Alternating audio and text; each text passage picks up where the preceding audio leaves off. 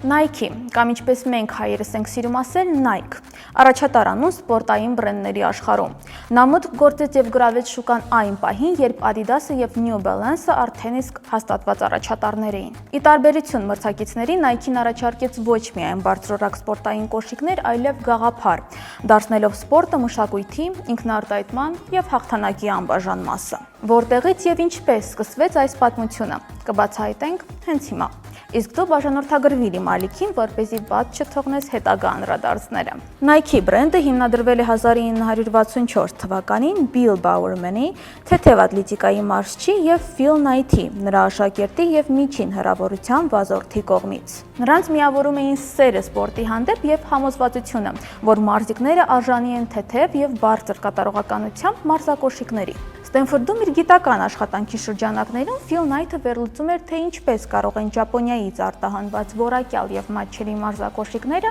խախտել գերմանական բրենդների գերակայությունը ԱՄՆ-ի շուկայում։ Ոգեշնչվելով այդ գաղափարից, Bowerman-ը եւ Knight-ը որոշում են ներմուծել մարզակոշիկներ ճապոնական Onitsuka Tiger, այժմ հայտնի որպես Asics բրենդից եւ վաճառել դրանք ավտոմեքենայի բեռնախցիկից, թեթև ատլետիկայի մրցումների ժամանակ։ Ի սկզբանե նրանց ընկերությունը կոչվում էր Blue Ribbon Sports, սակայն 1960-ականների վերջին հիմնադիրները արտահայտում են դիզայնի, նորարարության եւ արտադրության հետ կապված ավելի բարձր վերահսկողություն ունենալու ցանկություն։ Ունենալով սպորտային կոշիկների ստեղծման փորձ, Bill-ը անձամբ սկսում է ղեկավարել փորձարկումները։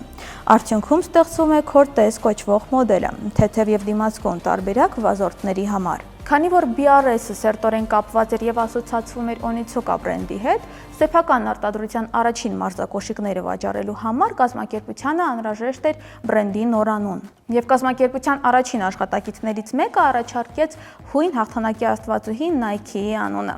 $35 գումարի դիմաց գրաֆիկական դիզայնի ուսանող Caroline Davidson-ը, որի հետ Phil Knight-ը ծանոթանում է Պորտլենդի պետական համալսարանում, ստեղծում է շարժում եւ արագություն խորհրդանշող swoosh լոգոն։ Թեև Phil Knight-ը սկզբում թերահավատորեն էր վերաբերվում լոգոյի այդ տարբերակին, այնուամենայնիվ նա ընդունում է այն եւ լոգոն դառնում է բրենդի այցեքարտի մի մասը։ Հաջողության հասնելուց հետո Phil Knight-ը Caroline-ին նվիրում է բրենդի բաժնետոմսերից եւ ադամանդներով մատանի։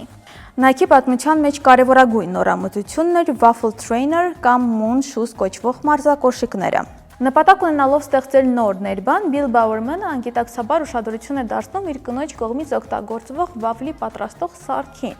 եւ լցնելով հեղուկ ռետինենյութը այդ սարքի վրա, նա ստանում է ներբան, որը ընդմիշտ փոխում է վազորդների մարզակոշիկների աշխարհը։ Մեկ այլ առանցքային նորարարությունը Nike Air-ը ներկայացվում է 1979 թվականին ավիատիեզերական ինժեներ Ֆրենկ Ռուդիի կողմից։ Այն ներառում էր օդային բարձիկներ, որոնք ի տարբերություն ստանդարտ ռետինե խողովակների չէին դեֆորմացվում անգամ երկար օգտագործումից հետո եւ շարունակում էին պահպանել իրենց առանցքականությունը։ Nike-ն սկսում է ակտիվորեն համագործակցել հայտնի մարզիկների հետ, օգնելով նրանց սահմանել նոր ռեկորդներ։ Այդ համագործակցությունները բերում էին շահույթներ, բարձրացնում հաճախորդների նվիրվածությունը եւ բացում նոր հորիզոններ բրենդի հետագա զարգացման համար։ 1985 թվականին Nike-ի ղեկավարությունը հերթական անգամ ապացուցում է որպես բրենդի դեմք ճիշտ սպորտային տաղանդներ ընտրելու իր հիանալի ինտուիցիան։ Բրենդը պայմանագիր է կնքում Chicago Bulls բասկետբոլ թիմի նորեկ Michael Jordan-ի հետ։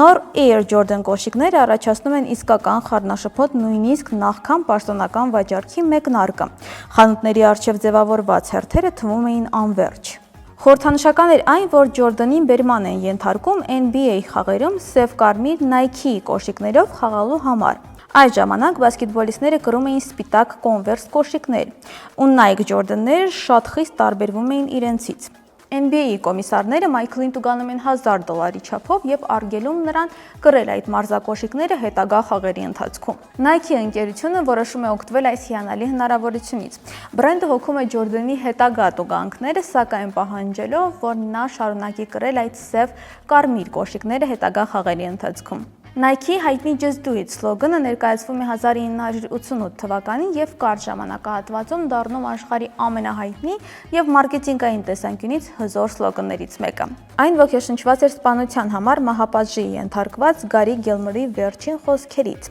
Let's do it, որոնք թվում էին պարզ, բայց հզոր։ Խոսքերը արտահայտում են հաստատակամության եւ գործողության գաղափարը, խթանելով մարդկանց անցնել իրենց սահմանները անկախ խոչընդոտներից կամ երկյուղներից։ Այսպիսով Nike-ը ավելին է, քան պարզապես սպորտային կոշիկների բրենդ, այն մշակույթ ստեղծող եւ ոգեշնչող մի ուժ է։ Այն հիմնադրվել է թիմի կողմից, ովքեր համոզված էին, որ սպորտը կարող է ծառայել որպես ինքնարտահայտման եւ հաղթանակի միջոց։ Ահա թե ինչու Nike-ը կարելի է գտնել գրեթե յուրաքանչյուրի զգեստապահարանում։ Չմոռանաք հավանել այս հոլովակը եւ բաժանորդագրվել իմ YouTube-յան ալիքին հետագա անդրադարձները բաց չթողնելու համար։